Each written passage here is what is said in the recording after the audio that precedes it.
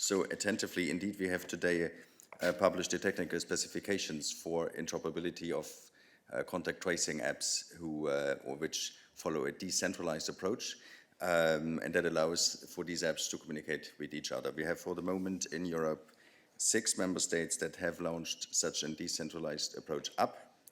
There's 11 more which have foreseen an app following this approach to be rolled out in the course of June, July. That, of course, you would need to clarify with the member states themselves, but so that would give you 17 in total. And on the other hand, you have a few member states who follow a different approach. You mentioned them in your question already.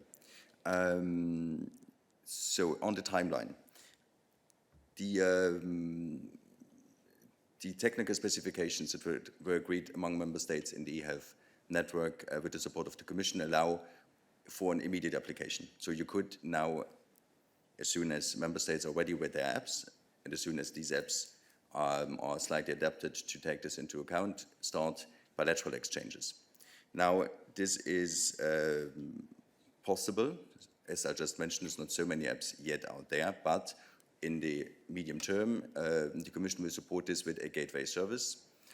This is a centralized server which will basically fetch the information and dispatch it. That would reduce data consumption for the individual, for the user. The work on this is starting now. It will be set up in the course of the coming weeks. There will be a pilot with 4 member states participating. And then after this pilot, this will be rolled out to all other member states. I'm not in a position to now exactly tell you an exact date today when this will happen. We expect the setup of the gateway and so that the trial can start to take roughly 3 weeks. But I mean, it's not only programming, it's also all kinds of testing, obviously.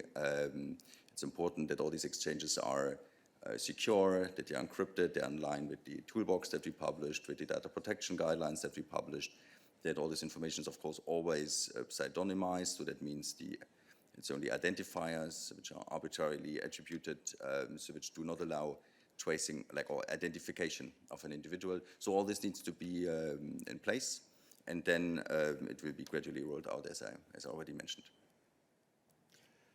Thank you, Johannes. Are there any other questions on this issue? I see that Tommaso has just raised his hand, but not sure it's on this issue. Tommaso? Yes, it's on this. Okay, go ahead. Yes, just a simple question. You just said that there is going to be a pilot project. So which countries are going to be involved in this pilot project? Thank you. This is information which concerns member states, so I would normally prefer to give this to you bilaterally. But since you ask it here, I can tell you that what we hear for the moment is that Germany would be involved, Ireland, the Netherlands, and Poland, while 2 of these countries did not launch their apps yet. So it's, as I said, it's in the making. What's important is that we now have the technical parameters, that we have a blueprint for this to function, for the server to be set up, the way, and then that we can then put it into motion. Okay, thank you. I don't know. Yes, go ahead.